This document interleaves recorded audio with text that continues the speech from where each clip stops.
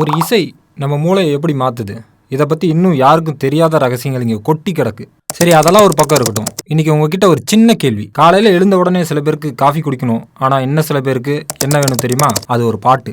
ஆமாங்க, அலெக்சா ஒரு melody song போடு, இல்லைன்னா ஸ்பாட்டிஃபை ஓப்பன் பண்ணு. மியூசிக் இல்லாமல் ஒரு நாள் போனால் ஃபோன் சார்ஜ் இல்லாமல் போன மாதிரி ஃபீல் பண்ணுறது. ஆனால் நம்ம தினமும் கேட்குற இந்த இசை நம்ம காதில் மட்டும் வேலை செய்யல, நம்ம மூளையே சேஞ்ச் ஆக்கிட்டு இருக்கு. அப்படிங்கிறது தான் இங்கே ஆச்சரியமான ஒரு விஷயம். அதை பற்றி சில சுவாரஸ்யமான விஷயங்கள் தான் இன்னைக்கான வீடியோவில் நம்ம பார்க்க போகிறோம். வணக்கம் மக்களே, நான் தான் உங்கள் தாய்மானவன். முதல்ல நீங்கள் ஒரு பிடிச்ச சாங் கேட்கும்போது ஏன் திடீர்னு ஹாப்பி ஆகுறீங்க? அதுக்கு காரணம் மியூசிக் கேட்கும்போது நம்ம மூளையில் டோபமைன் அப்படிங்கிற ஒரு கெமிக்கல் சுரக்குது. இது ஹாப்பினஸ் கெமிக்கல் அப்படின்னு சொல்லுவாங்க. அதாவது உங்களுக்கு பிடிச்ச பாட்டு வந்தா மூளை என்ன சொல்லும் தெரியுமா? ஓ, இது நம்ம ஃபேவரட் சாங் ஆச்சே, எல்லாரும் ரெடியா சந்தோஷமா ஒரு ரீல்ஸ் பண்ணலாம் அப்படின்னு சொல்லும். அதனால தான் சில சாங்ஸ் 100 தடவை கேட்டாலும் 101வது தடவை கேட்கும்போது அதே உற்சாகத்தோட நம்ம கேட்குறோம். இன்னொரு ஆச்சரியமான விஷயம் கூட இருக்கு. நம்ம மூளையில பேசுறதுக்கும் அதை ஞாபகம் வச்சுக்கிறதுக்கும் இது போல உணர்ச்சிகளை புரிந்து கொள்றதுக்கும் இதுக்குன்னே தனித்தனி பார்ட்ஸ் கூட இருக்கு. ஆனா மியூசிக் மட்டும் இது எல்லாத்தையும் ஒரே நேரத்துல இயக்குது. ஒரு பெரிய நிறுவனத்துல எல்லா டிபார்ட்மெண்ட்ஸுக்கும் ஒரே நேரத்துல மீட்டிங் வச்சா எப்படி இருக்கும் அப்படி. இதனாலதான் மியூசிக் கேட்கும்போது ஞாபக சக்தி அப்புறம் ஃபோக்கஸ் கூட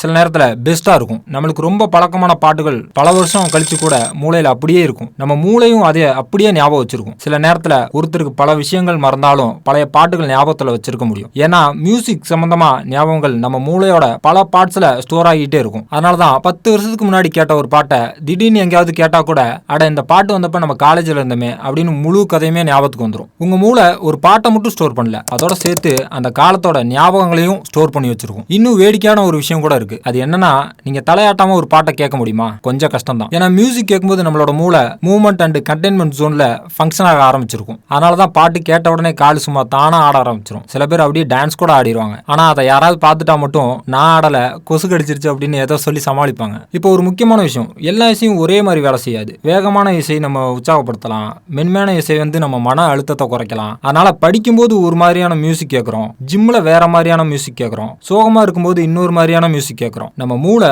நம்ம சூழ்நிலைக்கு ஏத்த மாதிரி மியூசிக்கை பயன்படுத்துது. இன்னும் பல பேருக்கு தெரியாத ஒரு இன்ஃபர்மேஷன் என்னன்னா, மியூசிக் கேட்கறது மட்டும் இல்ல, ஒரு இசைக்கருவியை வாசிக்கிறது நம்ம மூளைக்கு ஒரு விதமான உடற்பயிற்சி தான். பியானோ, கிட்டார், வயலின் இப்படி எந்த இசைக்கருவியாக இருந்தாலும் சரி, நம்மளோட கண்ணு, காது, நினைவாற்றல் எல்லாத்தையும் ஒரே நேரத்தில் வேலை செய்ய வைக்குது. இசைப்பயிற்சியில் இருப்பாங்கல்ல, அவங்களோட மூல நரம்புகளில் இருக்கிற இணைப்புகள் கூட ஸ்ட்ராங்கா இருக்கும்னு பல ரிசர்ச் சொல்லுது. அதனால டியர் ஃப்ரெண்ட்ஸ், மியூசிக் அப்படிங்கிறது வெறும் பொழுதுபோக்கு மட்டும் இல்ல, அது நம்ம எமோஷனை சேஞ்ச் பண்ற ஒரு விஷயம். நம்ம நினைவுகளுக்கு உயிர் கொடுக்குது, கவனத்தை அதிகமாக்குது, நம்ம மன அழுத்தத்தை குறைக்க உதவுது. முக்கியமா நம்ம மூளையோட ஒரு டீப்பஸ்ட் லிங்க், ஆழமான தொடர்பை உருவாக்குது. லாஸ்டா ஒரு குட்டி க்ளோசிங். ஆக்சுவலா நம்ம பாட்டு கேட்கறோம் அப்படின்னு நினைக்கிறோம், ஆனா உண்மை அது இல்ல. நம்ம எல்லாரும் கேட்கிற பாட்டு கூட நம்ம மூளைக்கிட்ட நம்மளை பத்தி கேட்டுட்டு தான் இருக்கும். நம்மளோட மனசை புரிஞ்சுக்கிட்டு அதுக்கேற்ற மாதிரி நம்ம மூளையும் நம்மளை மெதுவா டியூன் பண்ணிக்கிட்டே இருக்கும். அதனாலதான் சில நேரத்துல ஒரு நல்ல நண்பன் செய்ய முடியாத ஒரு விஷயத்த ஒரு நல்ல நண்பன் சொல்ல முடியாத ஒரு ஆறுதலை ஒரு நல்ல பாட்டு நமக்கு செஞ்சிரும், ஆறுதலாவும் இருக்கும். ஸோ உங்க மனசுக்கு பிடிச்ச பாட்டை கேளுங்க கேளுங்க, கேட்டுக்கிட்டே இருங்க. அப்படியே நான் சொல்றதையும் கேட்டுட்டு போங்க.